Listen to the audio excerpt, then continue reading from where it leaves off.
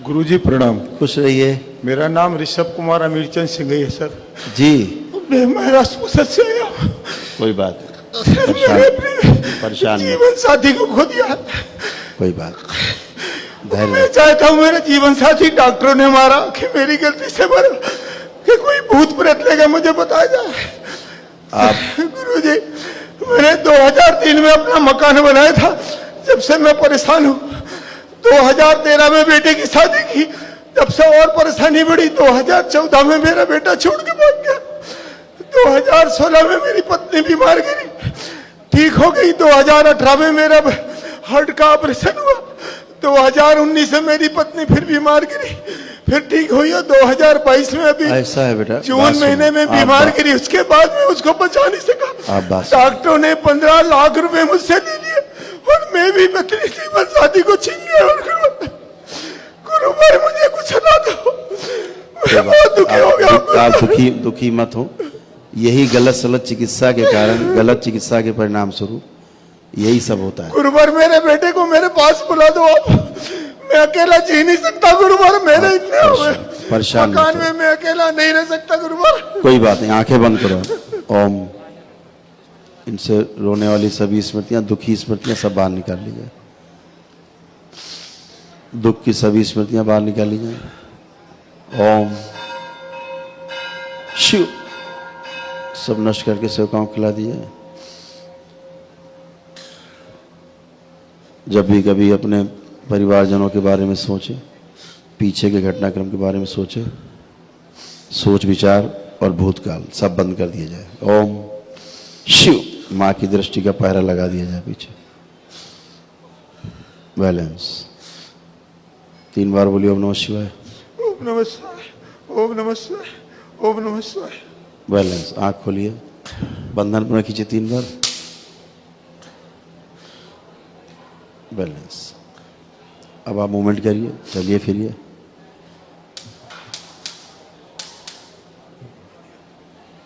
ओम ओम। कोई कष्ट तो नहीं हुआ आपको किसी प्रकार से? गुरुजी मेरा बैठ के फलतिलक बैठ उठ के देख लीजिए किसी प्रकार से एकदम शारीरिक कोई रोग नहीं गुरुजी। चलिए नेक्स्ट। गुरुजी मेरे बेटे को मेरे पास बुला दीजिए। हाँ ठीक, पहुंचेगा। कुछ भी करिए गुरुजी, मेरे बेटे को मेरे पास बुला दीजिए, क्योंकि मैं अकेला नहीं रह सकता गुरुजी। अब हाँ अकेले नहीं, मेरी उम्र हो चुकी गुरुजी। मैं यही तो कष्ट करते करते मैं खत्म हुआ जा रहा। मेरी जिंदगी जा रही। मैंने पाई करके पैसा दौड़ाया था गुरुजी, भूखे मरता था मैं। ऐसा है, ये गलत चिकित्सा तो हो ही रही है दरबार की। हम देख ही रहा दरबार रोज कि डॉक्टर्स क्या कर रहे हैं, सारी गलत चिकित्सा कर रहे हैं। यहाँ कैसे बिना सर्जरी ठीक हो जाते हैं आप लोग, बिना सर्जरी के आप लोग, बिना आप दवा के, कोई एक बगैर टैबलेट दिए आप कैसे ठीक हो जाते हो? क्योंकि रोग है ही नहीं, रोग का कारण कुछ और है। जब डायग्नोसिस सही नहीं होगा, निदान सही नहीं होगा, तो ट्रीटमेंट कैसे होगा? कैसे होगा आपका चिकित्सा? आपको कारण पता नहीं है, निवारण में लग गए हैं, आपको पता नहीं घर के अंदर सांप घुसा है कि बिच्छू, आप लेके चिमटा घूम रहे हैं कि बिच्छू पकड़ा ले निकल आया सांप, तो आपको पता ही नहीं समस्या क्या है, तो हो ही नहीं सकती कभी ठीक। निवारण कभी नहीं होगा जब तक कारण नहीं पता होगा, और कारण इनको पता ही नहीं है। इन्हें इतना पता है कि खांसी आ रही, खांसी की दवा दे दो। खांसी क्यों आ रही है इन्हें पता नहीं। इन्हें पता है कब्ज है, कब्ज की दवा, कब्ज तोड़ो। अरे भाई कब्ज क्यों हो रहा है, इस पे जाइए, ठीक है। आंखों से दिख नहीं रहा है, आंखें चीर दो। आंखों में एक समस्या क्यों आ रही है, इसका कारण नहीं पता इन्हें। कारण खत्म हो जाए तो आंखों की समस्या खत्म हो जाए। आदमी पागल आता है यहाँ, पागल आदमी कैसे ठीक हो जाता है? खड़े खड़े क्यों ठीक हो जाता है? 10 साल 20 साल घूम रहा पागल बन के, रास्ते में कागज मिल रहा, गुम में चला रहा, यहाँ प्रक्रिया पूरी करता अपने आप क्यों ठीक हो जाता है? क्योंकि कारण कोई और है। दरबार को कारण पता है, सीधे कारण पे हिट करता है दरबार, तो कारण खत्म होता है, निवारण हो जाता है। आप लोग को सबसे ज्यादा भरोसा है डिग्री पे। बड़ी बड़ी डिग्री बाहर लिख रखी उन्होंने, फला लंदन रिटर्न है ना, यूके रिटर्न कर दिया, कोई अमेरिका रिटर्न, यूएसए रिटर्न कर रहा डॉक्टर लिख रखा, कोई गोल्ड मेडलिस्ट लिखा हुआ। काहे का गोल्ड मेडलिस्ट है? चीरने फाड़ने का केवल।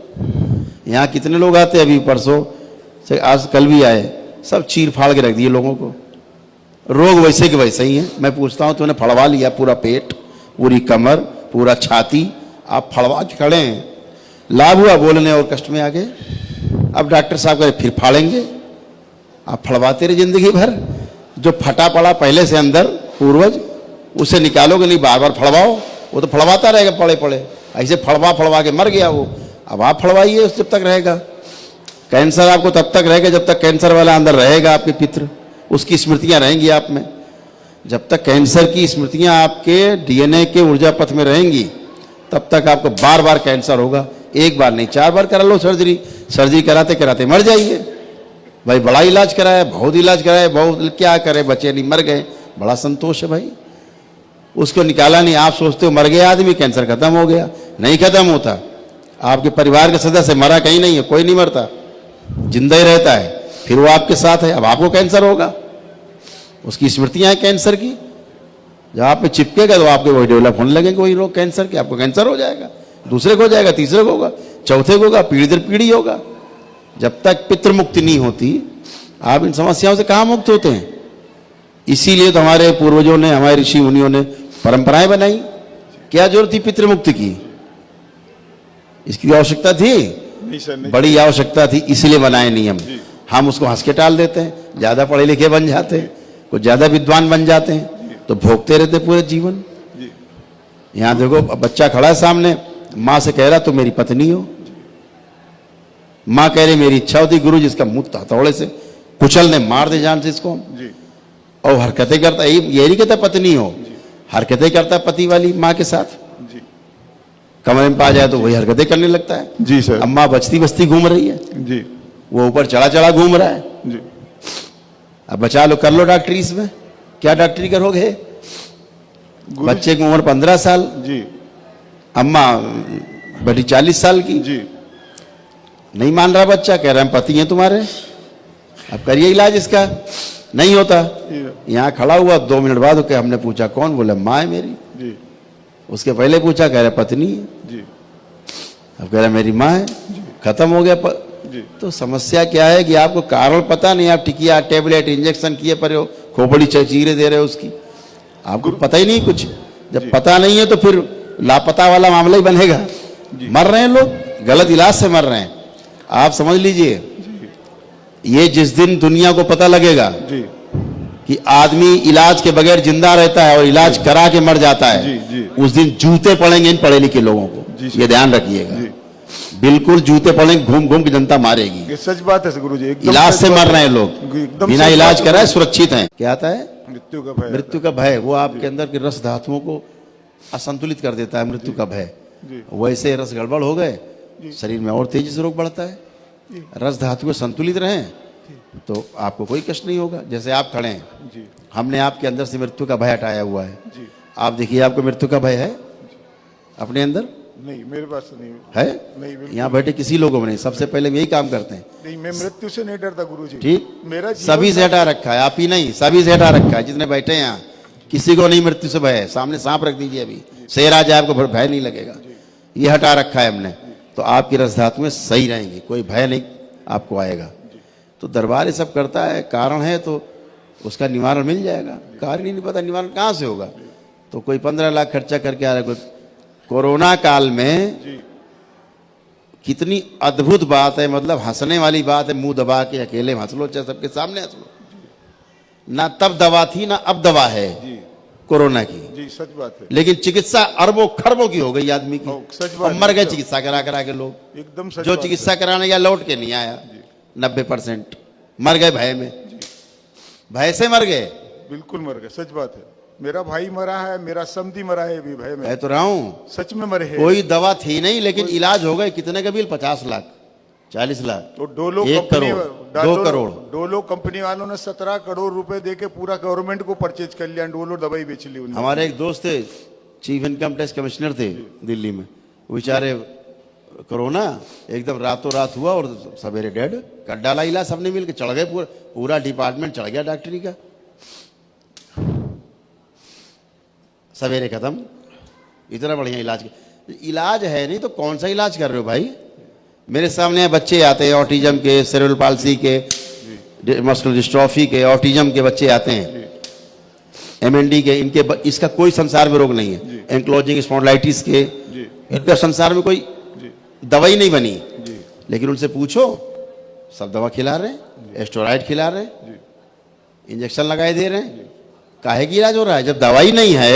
जी आप कह रहे हो कि इसका कोई इलाज नहीं है, इसकी कोई दवा नहीं है, जी फिर भी आप दवा खिला दे रहे हो। सच बात है, दवाई दे दे के ही मेरी मिसेज को आखिरी यहाँ बच्चे ट्रीटमेंट- अपने आप ठीक होते हैं। कितने 8.5 हैं? लाख आप देख रहे हैं सुबह से जी कितने बच्चे ठीक होके गए यहाँ पे अब काफी ऑटिज्म के, अभी देख रहा 15 दिन से देख रहा सर में। जिनके इलाज ही संसार में नहीं है, उनके बराबर हीरे पन्ने तौल के दे दो, नहीं है इलाज। वो केवल आस्था विश्वास श्रद्धा से ठीक हो रहे हैं, अपने वैदिक परंपरा को अपना के ठीक हो रहे जी हैं। हाँ। अभी तो हवन की ताकत ही नहीं समझ रहा कोई ना। जी। नहीं ठीक है समझ ना? रहा हूँ सर, मैं समझ रहा हूँ, मैंने हवन किए हैं पूरे, और आपका YouTube के देखने के बाद मैं आया, मेरे अपने दोस्त को साथ में लेके आया हूँ आज और मैंने देखी सर। हालात बहुत खराब है। हम आपसे रिक्वेस्ट करते हैं कि हमारे महाराष्ट्र में एक आपकी ब्रांच खोलो, कम से कम लोग बचेंगे। हम आपके पास नहीं पहुंच सके गुरुजी, नहीं सभी- तो हमारा जीवन साथी जिंदा होता था। बिल्कुल सी जिंदा रहती है। यहाँ आप बिल्कुल देखते हो जिंदा सामने रहता मर रहे था होते, जीवन। जिंदा बैठ जाते हैं। देखा है आपने कि मरते हुए लोग आते हैं, मरे हुए मुर्दे अपने आप बैठ जाते हैं उठ के। क्यों बैठ जाते हैं? क्यों बैठ जाते हैं? मेरा जीवन साथी क्योंकि सच में कारण जिंदा पता होता है था। दरबार को, इसीलिए निवारण हो जाता है। ठीक है, तो इसमें रंज नहीं करना है, अपने आगे के भविष्य को देखना है। गुरुजी हमारे बच्चे के लिए बुला दो, हमारे पास कुछ बताओ मार्ग। बोल तो दिया, कह तो दिया, कैसे बोला जाए? लिखा जाए, लिखा जाए, बोल दिया होगा। खुश रहिए। आइए बेटा नेक्स्ट। यहाँ बहुत बड़ी समस्या है भ्रम की। प्रणाम गुरुजी। हाँ बेटा,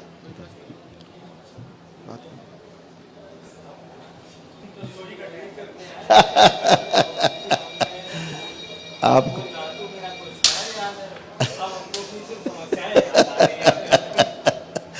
अभी क्या बेटा, ये जो आप देख रहे हो ना, वही तो कह रहे हैं। अभी यहाँ बैठे थे तमाम ऑफिसर्स के बच्चे अच्छे थे, सब ऑटिज्म। यहाँ बच्चे अपने आप ठीक होते हैं, रोज 2-4 बच्चे ऑटिज्म के ठीक होके जाते हैं यहाँ से, जिनके हो गए। लेकिन क्यों ठीक हो रहे हैं? क्योंकि दरबार उस कारण को समझता है, निवारण होता है उसका, वो चीज़ हटती है, बच्चे ठीक होते हैं, अपने आप ठीक होते हैं। अभी यहाँ इतने बच्चे बैठे हैं,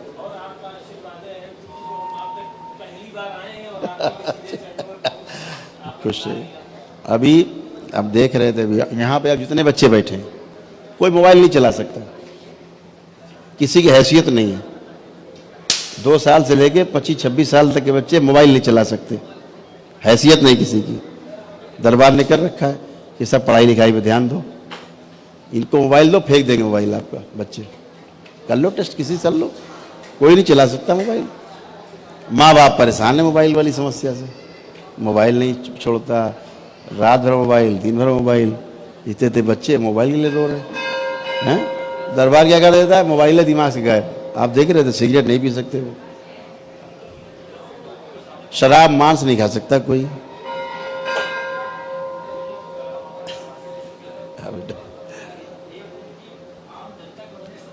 हाँ हाँ मुझे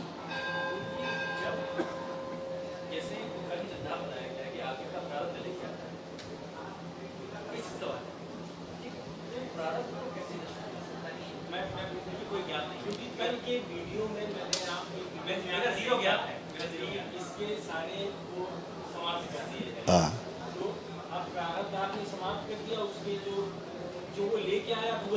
खत्म, तभी तो रोक जाएगा। अगर प्रारब्ध नहीं नष्ट होगा, कर्म भोग नहीं नष्ट होगा, तो भोग कैसे खत्म होगा?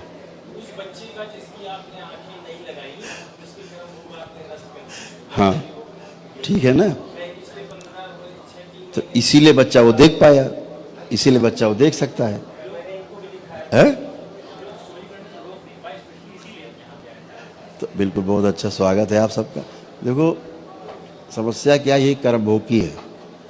जब तक आपके साथ आपके पूर्ण गुरु की छाया नहीं होगी, ये अधिकार भगवान को भी प्राप्त नहीं है कि आपके कर्म भोग काट सके।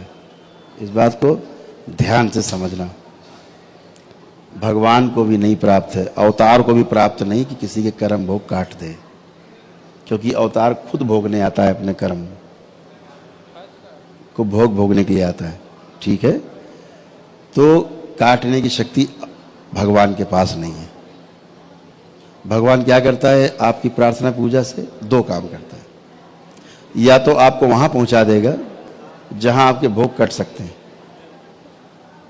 एक, या फिर आपके इस धरती पर अगर ऐसा कोई दरबार या व्यक्ति मौजूद नहीं है जो आपके कर्म भोग नष्ट कर सकता होगा, तो भगवान इतना काम करेगा ईश्वर कि आपकी सहने की क्षमता बढ़ा देगा, ताकि आप उस भोग को भोग सके आराम से, पता ना लगे ज़्यादा, है ना। दो ही तरीके हैं। तो अगर अब कर्म भोग काटने के लिए गुरु बैठा हुआ है, पूर्ण गुरु हमारे गुरुदेव विराजमान है, पूर्ण है, तो ये अधिकार सिर्फ पूर्ण गुरु को प्राप्त है कि किसी के भी कर्म भोग को जला के राख कर सकता है ना। मौजूद है तो अभी तो आए हो आप। गुरु माने टीचर, सूचना देता है आपको। पूर्ण गुरु का मतलब वो जो अनुभव कराता है आपको। आया बात समझ नहीं आई? एक टीचर है, केवल किताब की पढ़ी बात आपको सुना रहा है, कथा सुना रहा है, राम कथा, कृष्ण कथा, राधा कृष्ण, फलाना कथा, उसी में लोग झूम रहे हैं, नाच रहे हैं, ऐसा किया वैसा किया, ये हुआ वो हुआ। ये कथा सुनाने वाले गुरु मान लीजिए आप उन्हें, मार्गदर्शक टीचर मान लीजिए।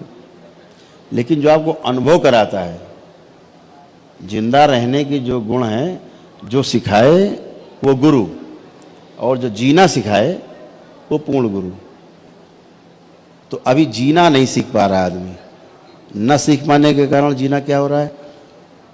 भाई भाई को नहीं समझ पा रहा, माता पिता बच्चों को, बच्चे माता पिता को नहीं समझ पा रहे, पति पत्नी को आपस में नहीं समझ पा रहे हैं। सब जगह क्लेश। यहाँ पति पत्नी लड़ते हुए, झगड़ते हुए, थप्पड़ घूंसा करते हुए आते हैं। यहाँ मारते कंटा, मेरे सामने खड़े थप्पड़ मार देते हैं पति पत्नी। और जब यहाँ से जाते हैं ना, तो दोनों ऐसे हाथ पकड़ के जाते हैं जैसे आज ही शादी हुई है। क्यों? कि जो कारण है वो दिख नहीं रहा है किसी को। अब काउंसलिंग हो रही बैठ के शहर में, सारे ऑफिसर्स परेशान है, पति पत्नी झगड़ा कैसे निपटे, अरे ना। अब लोग लगे पड़े, यहाँ वो काम हम 10 मिनट में कर देते हैं। दोनों हाथ मिला के अभी गए, अभी दोनों पति पत्नी के अभी बात करने को तैयार नहीं थे, अभी दोनों हाथ पकड़ के गए, अभी 1 घंटा नहीं हुआ। तो ये समस्या जो है आप करते नहीं, समझाते। किसको समझा रहे हैं आप? जिसको समझा रहे हैं वो तो पैर के अंगूठे में बंधा बैठा है, सुन रहा है, कर कुछ कर सकता नहीं है। और जिसको समझा रहे हैं वही हरकत कर रहा है।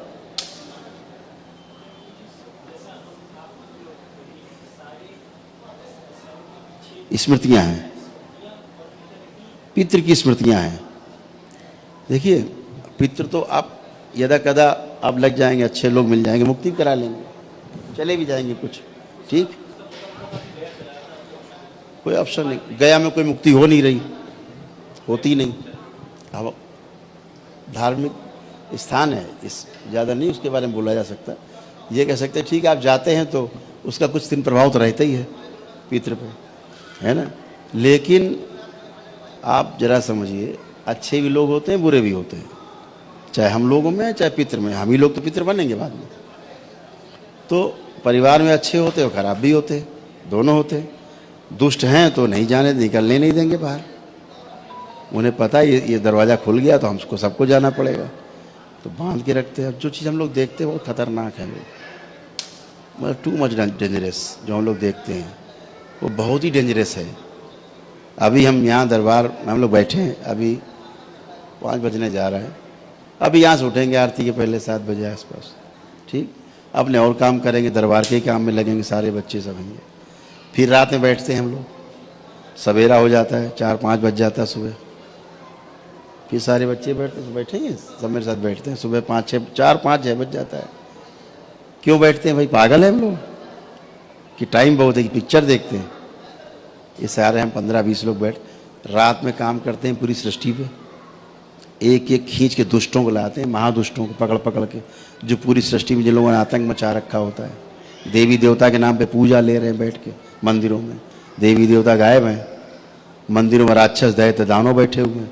आपसे पूजा ले रहे हैं, आप पूजा कर रहे हैं, आप इनवाइट कर रहे हैं उनको, प्रणाम करके घरों में घुस रहे हैं, महिलाओं बच्चियों में आ रहे हैं, दुष्टता फैला रहे हैं। क्या कारण है कि आपके पूजा पाठ जितना आप करते हो, जितना जप तप अनुष्ठान करते उल्टा क्यों हो जाता है?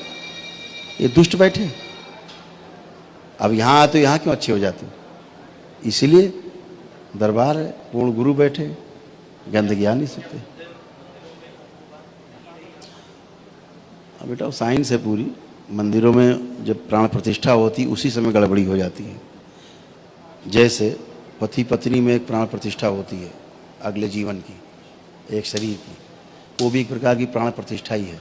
प्राणों की जीवित शरीर है, प्राण हैं भी, उनमें प्राण प्रतिष्ठा होती है, दोनों में आदान प्रदान मूलाधार चक्र के फलस्वरूप होती है, सक्रियता के कारण एक स्थूल शरीर आता है।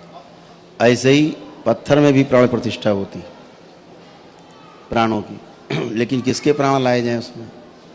अगर मान लीजिए आपने हनुमान जी की प्राण प्रतिष्ठा करनी है तो अब सारे संस्कार और सारे जो वैदिक नियम है वो सब पालन किए गए, और ये हुआ। अब हनुमान जी तो एक शक्ति है, वो तो फैली हुई सृष्टि में, एक जगह तो आ नहीं सकते, और एक जगह होंगे तो दूसरी जगह नहीं होंगे, दूसरी जगह होंगे तो तीसरी जगह नहीं होंगे। तो वो तो एक शक्ति है, व्यक्ति नहीं है हनुमान जी। हनुमान जी एक शक्ति है, एक एनर्जी है, फैली हुई पूरी सृष्टि में। तो अब क्या होगा कि एक वहाँ पर ऐसी एक जीवन एक आएंगे तो लाखों जीवन वहाँ पे हनुमान जी जैसे चरित्र के, जैसा चरित्र जिया होगा हनुमान जी जैसा, वो एक जीवन आते हैं कि ठीक है मैं इस स्थान की जिम्मेदारी स्वीकार करता हूँ, ठीक है मैं यहाँ बैठ करके, मनुष्य आएंगे उनको हम दृष्टि देंगे, रास्ता दिखाएंगे, मदद करेंगे। तो वहाँ पर एक जीवन अपने को रहना स्वीकार करता है। ठीक से अगर प्राण प्रतिष्ठा हो गई तो एक ही जीवन प्रतिष्ठित होगा। जैसे पति पत्नी के संसर्ग से 4 लाख से एवं स्पर्म काउंट्स निकलते हैं पुरुष को, लेकिन एक ही प्रवेश कर पाता है गर्भाशय में, एक, बाकी सब नष्ट, माने वापसी जहाँ से आए वापस। ठीक ऐसे ही प्राण प्रतिष्ठा में होता है, आते लाखों लोग हैं, प्रतिष्ठित एक हो पाता है जो ताकतवर होता है। ठीक है, ये भी आपने खूब पढ़ा होगा, खूब जम के, ये देवी देवताओं और देवताओं के और दैत्यों के युद्ध में कौन जीतता है? दैत्य जीतते हैं हर बार। देवता तो तब जीतते हैं जब ब्रह्मा विष्णु महेश खड़े होते हैं, अन्यथा तो एक युद्ध नहीं जहाँ जीत गए हों ये देवताओं से। देवता है बताइए कहीं? भागते हैं। ठीक, क्या चाहिए? अयासी राजसी यही सब चलता है उनके मन में। जाओ उनको पूजोगे तो वही मिलेगा आपको। आलस क्या बोले इसके लिए, क्या बोल सकते हैं? ठीक है ना। अब बहुत कथा अंदर की खराब है जो हम आपको बता नहीं सकते, यहाँ इसीलिए पकड़ पकड़ पिटाई करते हैं अच्छे ला के।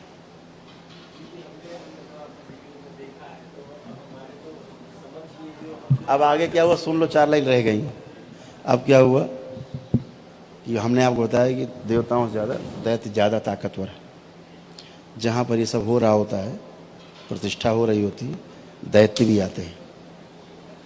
आप जब भागवत कथा होती है तो देव पुरुष भी आते हैं और दैत्य भी आते हैं। दोनों, एक काला झंडा लगता है देखा होगा, और एक लाल झंडा लगाया जाता है, छोटा सा लगाते हैं ना, दैत्यों के लिए, असुरों के लिए, और एक देवताओं के लिए। क्योंकि दोनों हैं तो कश्यप की संतान है, दोनों ही आएंगे। अब यहाँ पे दैत्य ताकतवर आ गया तो उसने 4 लात मारी एक को, जिसका वहाँ पे प्राण प्रतिष्ठा होने जा रही, और खुद बैठ गया दैत्य। अब आपको तो दिख नहीं रहा है किसकी प्रतिष्ठा हो गई, अब दैत्य की प्रतिष्ठा हो गई, बन गया मूर्ति से। अब करो दैत्य की पूजा, मूर्ति हनुमान जी की, करो पूजा दैत्य की।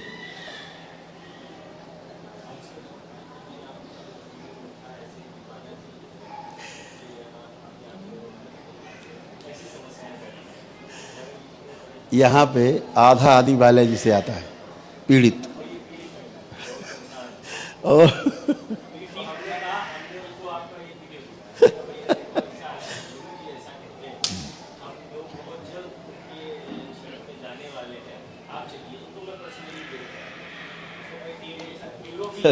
ठीक है, अच्छा बहुत बढ़िया। ऐसा अब हम जितने लोग आते हैं, हनुमान जी तो एक मतलब महाबली, हनुमान जी से ज़्यादा बल है ही नहीं किसी में। बलशाली हैं, अष्ट सिद्धि नौ निधि के दाता। अब आप समझिए, जो सबसे बड़ा बलवान हो इस पूरी सृष्टि में, उसको प्रेत की आवश्यकता बैठाने की, एक प्रेतराज, कि तुम सबको ठीक करो। जिनके नाम को सुन के हनुमान जी के प्रेत भाग जाता है, वो प्रेत उनके बगल में बैठा हुआ चिकित्सा कर रहा है। आप जरा थोड़ी बुद्धि खोलो सब लोग, और जरा सोचो बुद्धि खोल के, जिनका नाम ले लो तो भूत प्रेत गायब हो जाते हैं। सत्य यही है, बिल्कुल गायब हो जाते हैं, एक नहीं बचता। अमावस्या में गंगा स्नान कर लो, एक प्रेत नहीं बचता शरीर में किसी के, एक प्रेत नहीं बचता। पितर को नहीं जाते, पितर नहीं जाएंगे, लेकिन प्रेत एक नहीं बचेगा बाहरी। इसीलिए हमारे ऋषि मुनियों ने परंपराएं बनाई, हर अमावस्या में कोई न कोई स्नान, गंगा स्नान। ये एक लॉजिक है उनका कि जितनी बाहरी चीज कूड़ा करकट इकट्ठा हो जाता है ना, आप स्नान मारे तो गायब, आप हल्के हो गए, तो पितर बचे। ये दुष्ट चले गए, दिन भर छेड़खानी कर रहे हैं, उठा फटाक में। तो ये इसका लॉजिक था।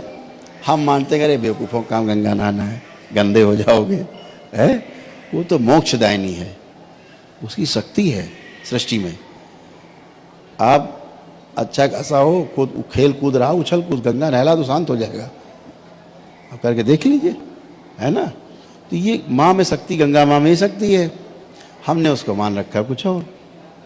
ठीक है, तो अभी क्या कि हमने तमाम चीज़ों को ऐसे कुछ मान रखा है कि ये मूर्ति जो है दुर्गा जी की है, जिसमें दुर्गा जी हैं, दिखता है नहीं। और दिन भर देखते हैं कौन बैठा, दुष्ट बैठे। यहाँ तो हाल बहुत बुरा, अब इसको बोल नहीं सकते हम सार्वजनिक। बड़ी बड़ी शक्तिपीठों के हाल बहुत बुरे हैं।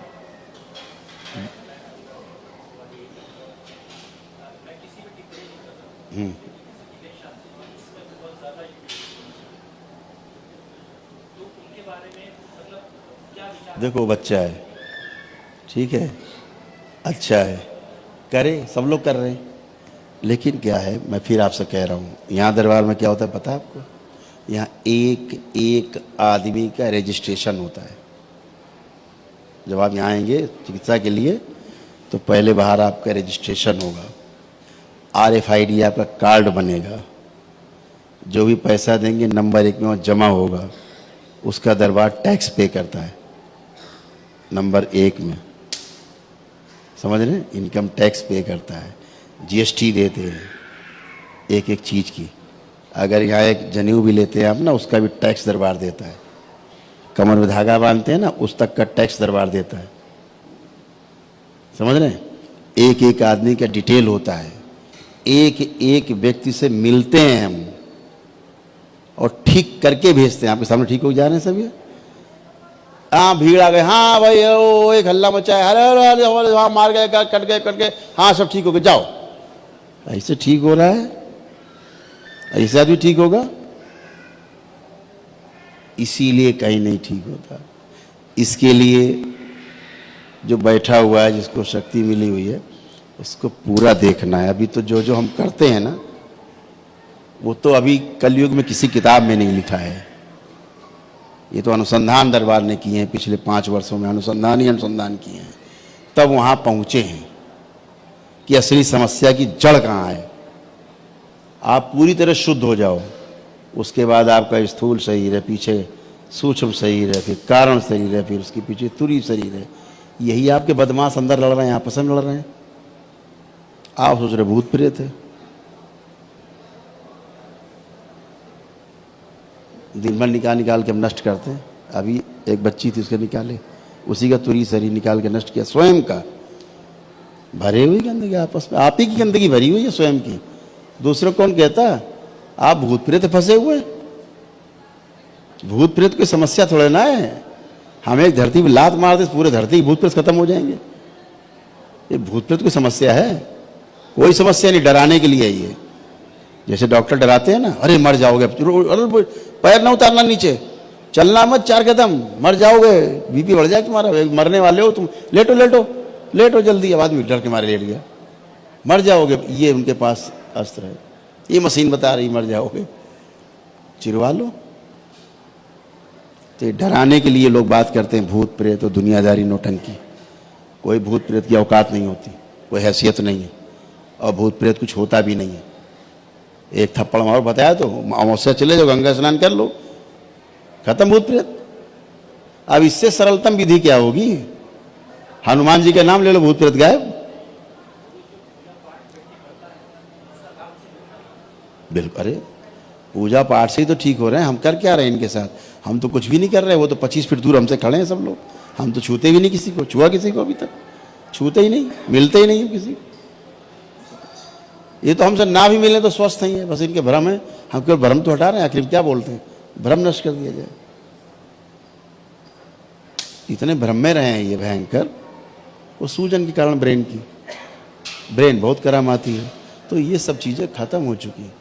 ये लोग जो आते वैदिक परंपरा का निर्वहन करके ही आते हैं, इसलिए स्वस्थ होते हैं।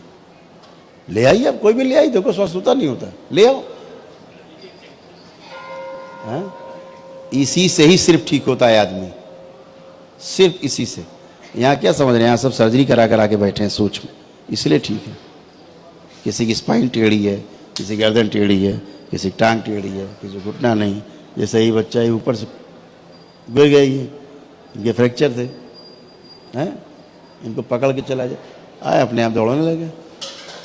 अब ले फ्रैक्चर आदमी मेरे सामने, ठीक है। तो कैसे होगा? आपकी वैदिक परंपराओं का निर्वहन न कर पाने के कारण आपके सामने समस्याएं खड़ी हुई हैं। इनको पालन कर लीजिए, कोई समस्या नहीं है, आप अच्छे हैं। यही तो समस्या पैदा हो गई। हम लोगों ने उसको दकियानूसी मान लिया, और समस्याओं की जड़ स्मृतियां हैं। स्मृति रहेगी तब तक आप ठीक नहीं होंगे। स्मृति रहेगी, और वो स्मृति इतने गहरे में रहती है, आपको लगता है कि आप खुद कुछ बोल रहे हो, खुद कर रहे हो, आप होते नहीं हो। आपने हमारे सुने होंगे जो हमने बताए भगवान परशुराम वाले किस्से, कि आज जिस कैरेक्टर की पूजा घर घर में होनी चाहिए थी, घर घर मूर्ति होनी चाहिए जिसकी, वो भगवान परशुराम है। आज उनको खलनायक बना दिया लोगों ने। एक को देखे छत्रियों में संहार कर दिया। अरे बेवकूफ आदमी, वो संहार कैसे कर सकते? कर ही नहीं सकते। एक संत संहार कैसे कर सकता है, आप बताओ? हम आपसे कहें कि आप एक आदमी मार दो, मेरे साथ मार सकते हैं आप? नहीं। वो तो सब इस संसार में, सृष्टि में भगवान भोलेनाथ के सब भक्त हैं। एक ही शिष्य हुआ, उसका नाम भगवान परशुराम है, और उसको ऐसा खलनायक बनाया जमदग्नि ऋषि की एक स्मृति ने, पिता की स्मृति ने उनको खलनायक बना दिया। बदला लेने की स्मृति चिपक गई। पितृ मुक्ति तो कर दी उन्होंने, परशुराम जी ने, स्मृति नहीं गई। 21 बार संहार किया उन्होंने। और जब हनुमान जी का युद्ध हुआ उनका रोकने के लिए, हनुमान जी ने तो देखा कि अरे भैया तो जमदग्नि ऋषि की स्मृति चिपक गई है, वो हत्या करा रही है। तो पितृलोक गए, कथा है, उनको लेके आए और ला करके उनकी स्मृतियाँ कहाँ अपनी ले जाओ, स्मृति ले गए। पूरी पढ़ी विष्णु पुराण, कथा पूरी है, रामानंद सागर सीरियल देखिए, पूरा है, बना हुआ है। फिर वो ले गए सारी गंदगी, तब उनको होश आया, 2 आंसू गिरे परशुराम जी के। तब उनको बताया गया तुमने हत्याएं की। बोले हमने तो की नहीं। तो की तो भोगा किसने? परशुराम जी ने। एक स्मृति इन्होंने खलनायक बना दिया उन्हें। अंत में क्या हुआ? फिर सबका पिंडदान किया उन्होंने, सबको मुक्ति दिलाई जितनी हत्याएं की थी उन्होंने। ये कोई नहीं दिखाएगा कि उन्होंने उसके बाद क्या किया, कि पश्चाताप किया और सबको किया, सबको पिंडदान किया, सबकी मुक्ति कराई जितनी हत्याएं की थी उन्होंने। ये कोई नहीं दिखा रहा, बस हत्या कर डाली सबकी उन्होंने। ये पढ़ा रहे हैं, असली बात नहीं पढ़ा रहे, उसका कैरेक्टर पूरा नहीं दिखा रहे। ऐसे जब भगवान परशुराम नहीं बचे तो साधारण आदमी की क्या भी साथ है, स्मृति से बच जाएगा? नहीं।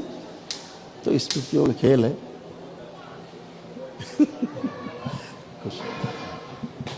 हाँ हाँ, खूब आओ यार, खूब प्रश्न करो, तुम बहुत अच्छा है। नहीं आराम से अलग बैठेंगे। यहाँ बहुत चीज़ें सारी नहीं बोल सकते, दबा गए। हाँ, क्योंकि इन सब का नहीं नहीं बिल्कुल एक नंबर लिख लीजिए, कोई कार्ड हो तो।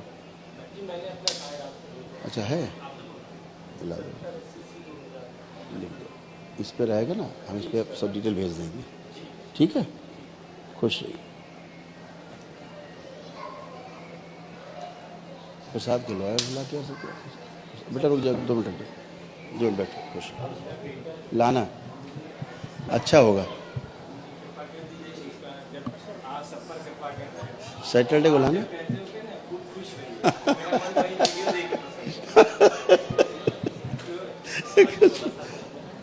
अच्छा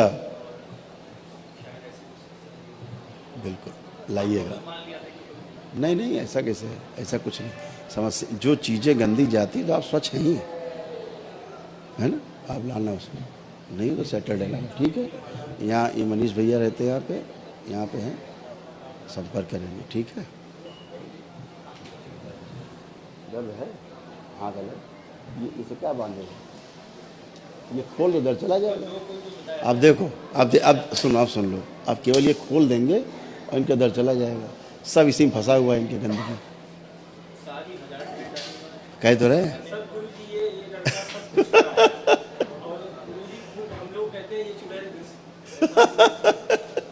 ठीक हो जाओ, ये सब काट के फेंक देना। हाँ इसको हटाओ तो दर्द चला जाए, कह तो रहे। देखो तो आपके करे क्या हो, वहाँ बैठ जाओ, वहाँ बैठो जब तक हम उसको बात कर ले। बच्चा खड़ा है बहुत देर से।